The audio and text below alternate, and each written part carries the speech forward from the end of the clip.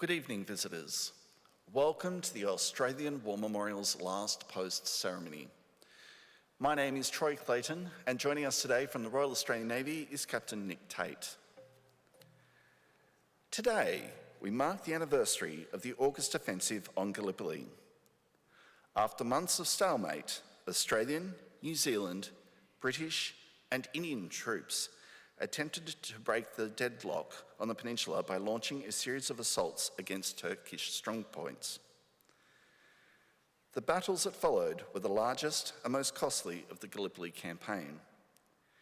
They ended in heartbreaking failure and produced heavy losses on both sides. Many sites of the bloody struggle, Lone Pine, the Neck, Chinook Bear and Hill 60, became familiar names in Australia and New Zealand. Today, we commemorate the Battle of Lone Pine, which cost Australians over 2,200 casualties and more than 800 killed. This evening, we are honoured to acknowledge Rear Admiral Jeremy Williams, Commander, United States Special Operations Command Pacific, accompanied by Major General Paul Kenny, Commander, Special Operations Command, Australia. We welcome the veterans who have served, those that are still serving, and the families that love and support them. The live stream of this ceremony is made possible by the Return and Services League of Australia and the RSL and Services Club Association. We welcome members who are watching this ceremony broadcast across Australia. During this evening's ceremony, wreaths will be laid at the base of the Pool of Reflection by visitors to the memorial. Australia's Federation Guard is the tri-service ceremonial unit of the Australian Defence Force. They provide a ceremonial presence at civil and military events and during visits to Australia by foreign dignitaries. The Guard will now dismount the catapult party from the tomb of the unknown Australian soldier.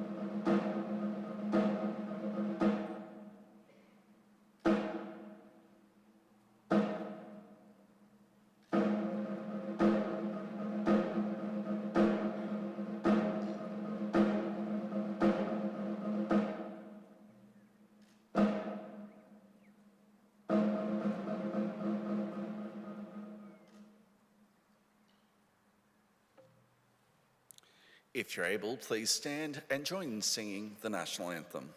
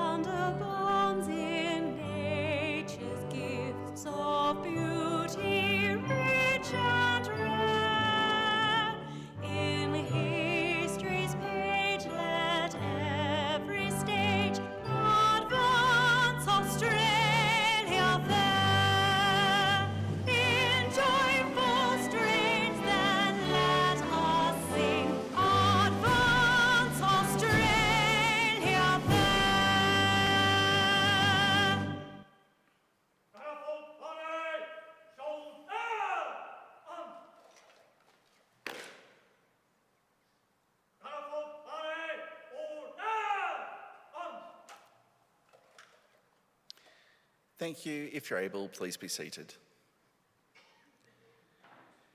The Australian War Memorial was the vision of Charles Bean, Australia's First World War official historian. Bean landed with the Australian troops on Gallipoli and stayed with them at the front through to the end of the war. The idea of this national memorial and museum came to him at Pozières, France, in the depths of the bloody fighting of 1916.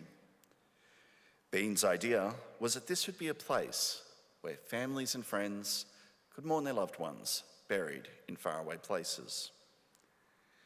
It would also be a place that could help all Australians understand what these men and women had endured and what they had done for us.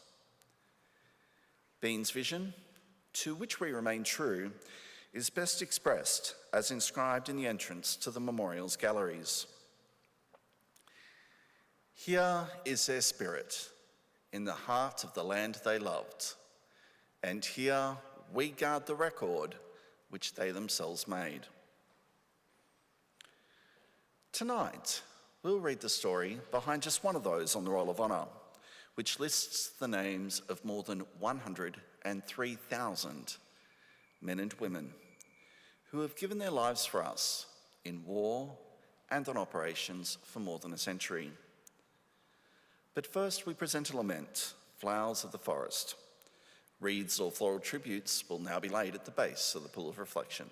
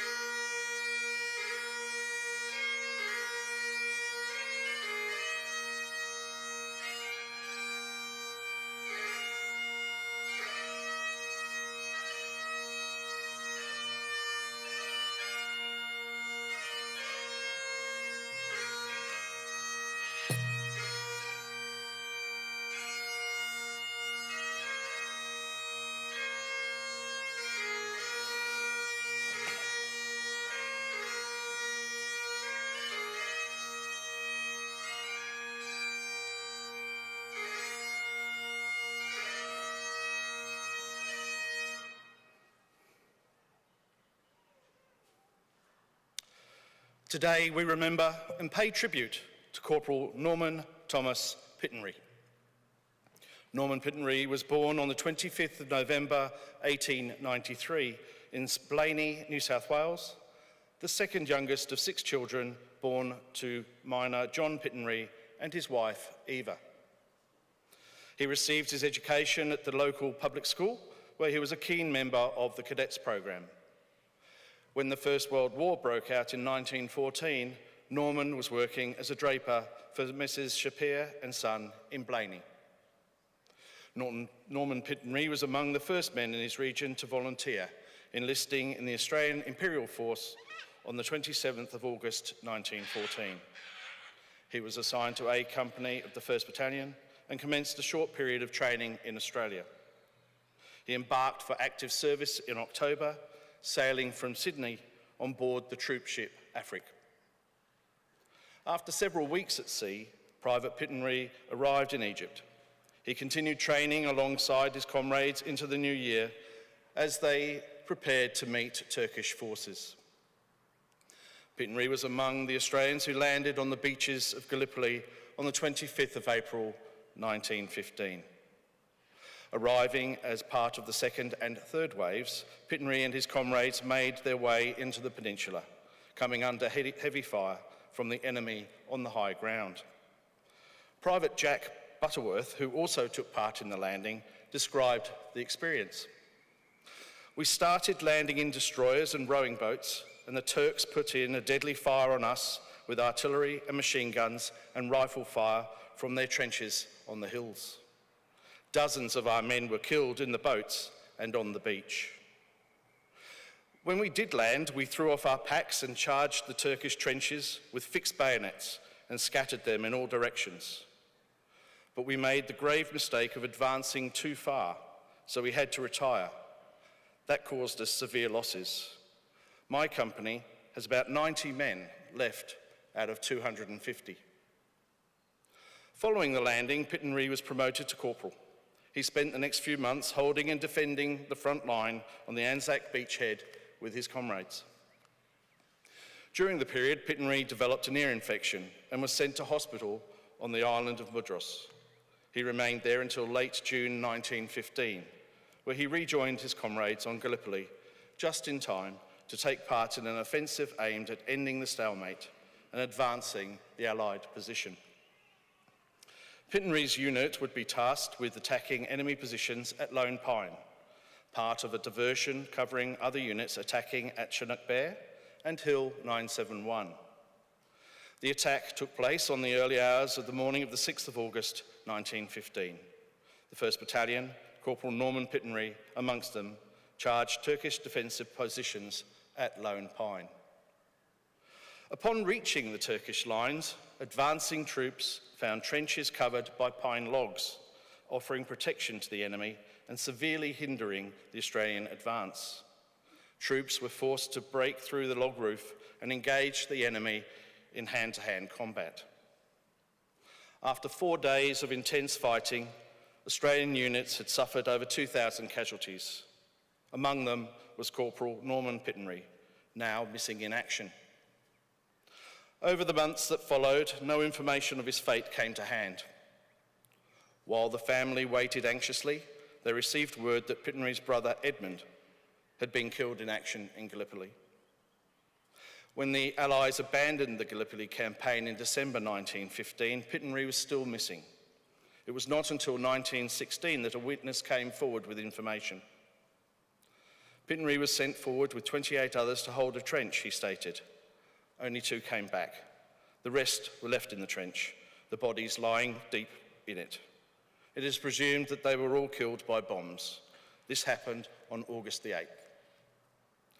In June 1916, a court of inquiry determined that it was most likely that Corporal Pittendrigh had been killed in action during the initial stages of the attack at Lone Pine. Today, he is commemorated at the Lone Pine Memorial on Gallipoli, among thousands of others who have no known grave. He was 21 years old. His name is listed on the Roll of Honour on my right, among almost 62,000 Australians who died while serving in the First World War. His photograph is displayed today by the full pool of reflection. This is but one of many stories of service and sacrifice told here at the Australian War Memorial. We now remember Corporal Norman Thomas Pittendrigh, who gave his life for us, for our freedoms, and in the hope of a better world. Please stand for the reading of the ode and the sounding of the last post.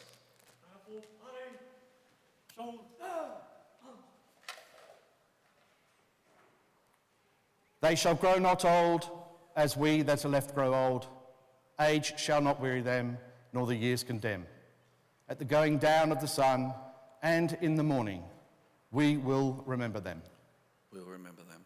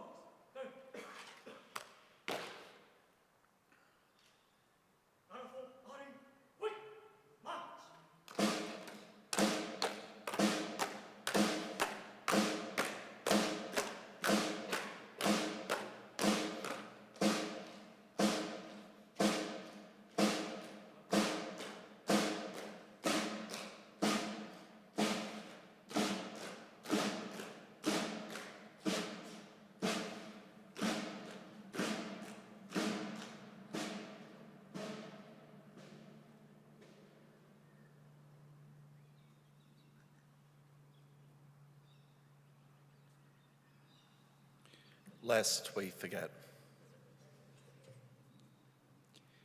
We leave you this evening with the words of the memorial's founder, Charles Bean.